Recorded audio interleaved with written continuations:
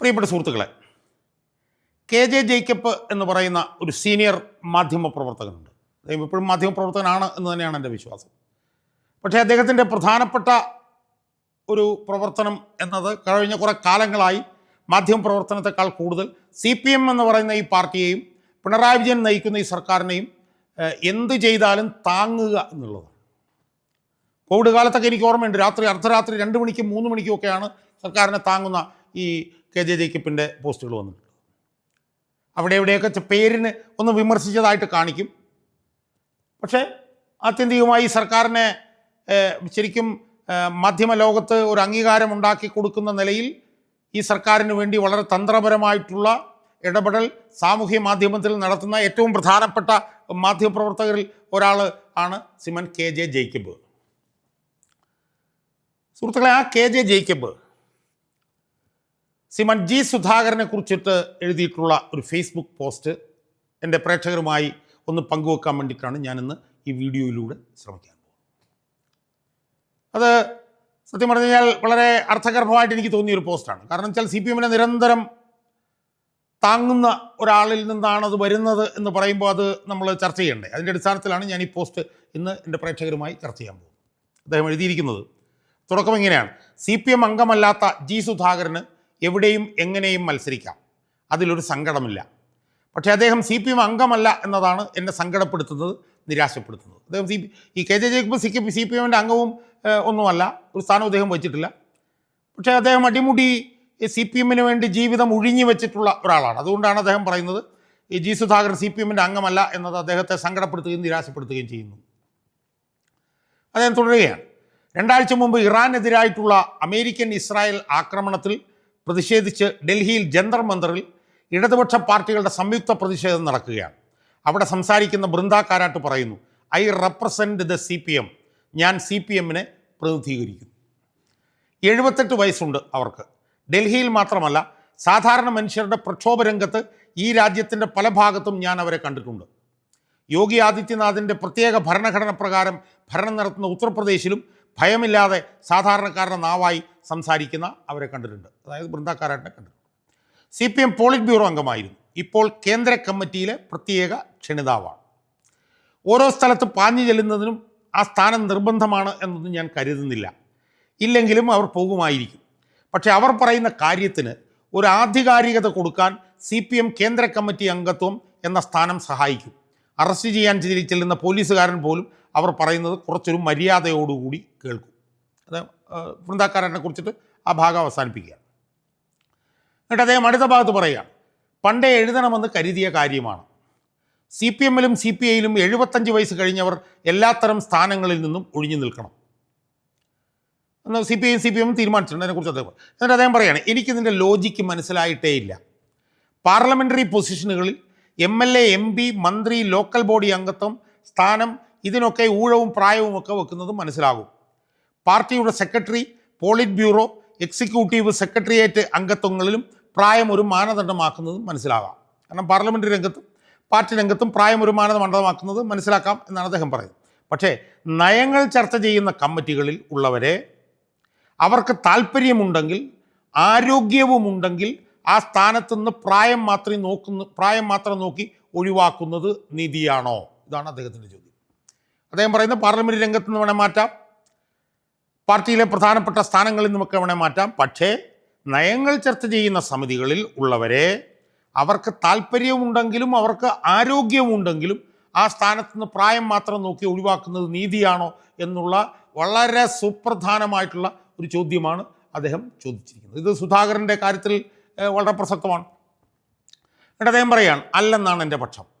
CPM കേന്ദ്ര കമ്മിറ്റിയിലെ ക്ഷണിതാവെന്ന സ്ഥാനം ബൃന്ദ കാരാട്ടിൻ്റെ പ്രവർത്തനത്തിന് നൽകുന്ന ആധികാരികത മറ്റുള്ളവർക്കും കിട്ടേണ്ടതല്ലേ? കാരണം ബൃന്ദ കാരാട്ടിന് 78 വയസ്സുണ്ടെങ്കിലും അവർ പോയി സംസാരിക്കുന്നിടത്ത് അവർക്കൊരു ആധികാരികത കിട്ടുന്നത് അവർ CPM കേന്ദ്ര കമ്മിറ്റിയുടെ ക്ഷണിതാവാണ് എന്നുള്ളത് കൊണ്ടല്ലേ എന്നാണ് അദ്ദേഹം ചോദിച്ചത്. ജീവിതകാലം മുഴുവൻ പ്രവർത്തിച്ച പാർട്ടിയിൽ സാർത്ഥകമായി നിലനിൽക്കാനുള്ള അവകാശം, ആരോഗ്യവും താല്പര്യവുമുള്ള കാലത്തോളം എല്ലാവർക്കും ഉണ്ടാകേണ്ടതല്ലേ? വളരെ പറഞ്ഞ അർത്ഥഗർഭമായിട്ടുള്ളൊരു ചോദ്യമാണ്. സുധാകരൻ്റെ കാര്യത്തിൽ 100% ബാധകമാണ്.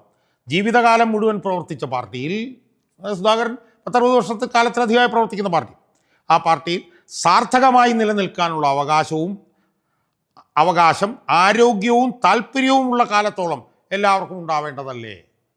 സുധാകരൻ്റെ കാര്യത്തിൽ അത് വളരെ പ്രസക്തമല്ലേ സുഹൃത്തുക്കളെ? 40 വർഷക്കാലത്തിലധികമായി സ്റ്റേറ്റ് കമ്മിറ്റിയിൽ പ്രവർത്തിക്കുന്ന ഒരു മനുഷ്യൻ, 24/7 എന്നുള്ള നിലയിൽ പ്രവർത്തിക്കുന്ന മനുഷ്യൻ, അദ്ദേഹത്തിന് അവിടെ നിലനിൽക്കാനുള്ള അവകാശം, അദ്ദേഹത്തിന് ആരോഗ്യവും കൂടി താല്പര്യവുമുള്ള സാഹചര്യത്തിൽ അവർക്ക് അവരെ അതിനനുവദിക്കേണ്ടതല്ലേ എന്നാണ് KJ ജേക്കബ് ചോദിക്കുന്നത്. ഇനി അദ്ദേഹം പറയുകയാണ്, CPM സംസ്ഥാന സമിതിയിൽ മന്ത്രിസഭ, ഇനി G സുധാകരനെ കുറിച്ചാണ് അദ്ദേഹം പറയുന്നത്. CPM സംസ്ഥാന സമിതിയിലും മന്ത്രിസഭയിലും അംഗമായിരുന്ന G സുധാകരൻ പാർട്ടി മെമ്പർഷിപ്പ് പുതുക്കുന്നില്ല എന്ന് പറഞ്ഞെഴുതിയ കുറിപ്പ് അത്യന്തം ഖേദത്തോടു കൂടിയാണ് ഞാൻ വായിച്ചത്. KJ ജേക്കബ് പറയുകയാണ്. അതിൽ അദ്ദേഹം പറയുന്ന കാര്യങ്ങൾ ഞാൻ സൂക്ഷിച്ച് വായിച്ചിരുന്നു. 63 വർഷം പാർട്ടി അംഗമായിരുന്നു, 43 വർഷം സംസ്ഥാന കമ്മിറ്റിയിലും. എന്ന് വെച്ചാൽ അദ്ദേഹം കൂടി കെട്ടിപ്പടുത്തതാണ് ഈ പാർട്ടി. പാർട്ടി നിർദ്ദേശപ്രകാരം അദ്ദേഹം ഇപ്പോൾ ജില്ലാ കമ്മിറ്റിയുടെ കീഴിലുള്ള ബ്രാഞ്ച് അംഗമായി പ്രവർത്തിക്കുകയാണ്. അതായത് 63 വർഷം പാർട്ടി അംഗമായിരിക്കുകയും 43 വർഷം സംസ്ഥാന കമ്മിറ്റിയിലും പ്രവർത്തിച്ച് അദ്ദേഹവും കൂടി കെട്ടിപ്പടുത്ത പാർട്ടിയിൽ ബ്രാഞ്ച് അംഗമായി അദ്ദേഹം പ്രവർത്തിക്കുകയാണ്. അടിയന്തരാവസ്ഥ കാലത്ത് അറസ്റ്റും ജയിൽവാസവും ലോക്കപ്പ് മർദ്ദനവും അനുഭവിച്ചതിനെക്കുറിച്ച് പറഞ്ഞിട്ട് അടിയന്തരാവസ്ഥയുടെ ഓർമ്മയാചരിക്കുന്ന ചടങ്ങിൽ അദ്ദേഹത്തെ പാർട്ടി വിളിച്ചിട്ടില്ല എന്ന് ഖേദപൂർവ്വം ഞാൻ ഓർക്കുന്നു. അങ്ങനെ വിസ്മൃതിയിലേക്ക് പോകേണ്ട ആളാണോ അദ്ദേഹം? സുധാകരനെ കുറിച്ചിട്ട് ഈ KJ ജേക്കബ് ചോദിക്കുകയാണ്. MLA, മന്ത്രി എന്ന സ്ഥാനങ്ങളിലേക്ക് ഇനിയില്ല എന്ന് പാർട്ടി പറയുന്നത് മനസ്സിലാകും. പക്ഷേ പാർട്ടി പ്രവർത്തനത്തിൽ നിന്നും പ്രാദേശിക നേതൃത്വം ഒഴിച്ചു നിർത്തിയാൽ ആ പരാതി പരിഹരിക്കാൻ അദ്ദേഹം കൂടി അംഗമായിരുന്ന മേൽ കമ്മിറ്റിക്ക് ഉത്തരവാദിത്വം ഉണ്ടായിരുന്നില്ലേ? ജേക്കബ് ചോദിക്കുകയാണ്. ഡേറ്റ് ഓഫ് ബർത്ത് മാത്രം നോക്കി പ്രവർത്തനം തീരുമാനിക്കുന്നത് ശരിയാണോ? ആലോചിച്ച് നോക്ക്. വളരെ പ്രസക്തമായിട്ടുള്ള ചോദ്യമല്ലേ? അദ്ദേഹത്തെ പ്രാദേശിക നേതൃത്വം തീർത്തു അവഗണിച്ചപ്പം അത് പരിഹരിച്ചു കൊടുക്കാനുള്ള ബാധ്യത മേൽ കമ്മിറ്റിക്ക് ഉണ്ടായിരുന്നില്ലേ എന്നാണ് അദ്ദേഹം ചോദിക്കുന്നത്. KJ ജേക്കബ് ചോദിക്കും. 63 വർഷമായി അദ്ദേഹം CPM അംഗമാണ്. മറ്റേതൊരു കമ്മ്യൂണിസ്റ്റ് നേതാവിനെ പോലെയും ഈ കഴിഞ്ഞ 63 വർഷത്തിൽ ഒരു ദിവസമെങ്കിലും പ്രവർത്തനം ഇല്ലാതിരുന്നിട്ടുണ്ടാവാൻ സാധ്യതയില്ല. 63 വർഷത്തിൽ ഒരു ദിവസം പോലും പ്രവർത്തനം ഉണ്ടായിട്ടില്ലാതിരിക്കാൻ സാധ്യതയില്ല. പാർട്ടി ഏൽപ്പിച്ച എല്ലാ സ്ഥാനങ്ങളും പാർട്ടിക്കും സ്ഥാപനത്തിനും യശസ്സുണ്ടാക്കാൻ പറ്റുന്ന രീതിയിൽ തന്നെയാണ് അദ്ദേഹം പ്രവർത്തിച്ചത്.